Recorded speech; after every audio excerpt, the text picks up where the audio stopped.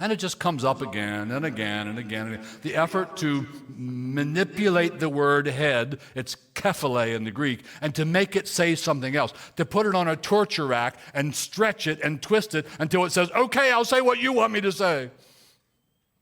To do some exegetical ventriloquism where you put the words of your mouth into it, the word Kephalē. And they have said again and again and again and again, it doesn't mean authority, it just means source. She was taken out of him. And it's just that the man is the source. But it's very poor scholarship. The word absolutely means authority or higher rank. There was a whole science of how to study a word. It's way more involved than what you think. It involves some massive books. And so first you study classical Greek on that word, then you study, and that's Liddell and Scott, that's their big work. And then you study Koine Greek, the Greek of the first century. And there's been a massive study by Moulton and Milligan in their volume. It's a huge volume. And they've studied like grocery lists from the first century and love letters from the first century. And how's the word used? How's the word used? And they'll give you highlights from that. And then you study the New Testament use of the word, and that's Bauer, Art, and Gingrich. That's a huge book. You pull that down, look at them. Then you might study Kittle's Theological Dictionary of New Testament Words. That's 10 volumes where they went into key words and did massive, massive studies on the meaning of that word.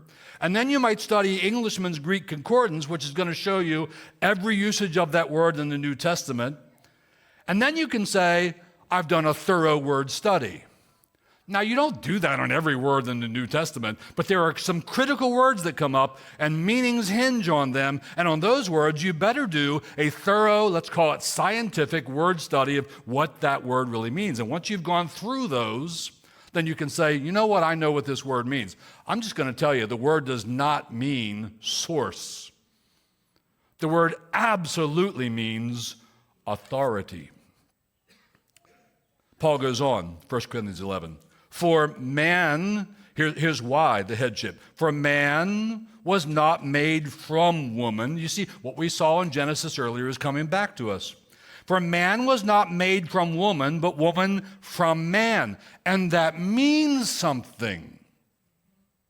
It's not just of curious historical interest. Oh, he made him and then he made her. It means something. There's a reason. There's a purpose.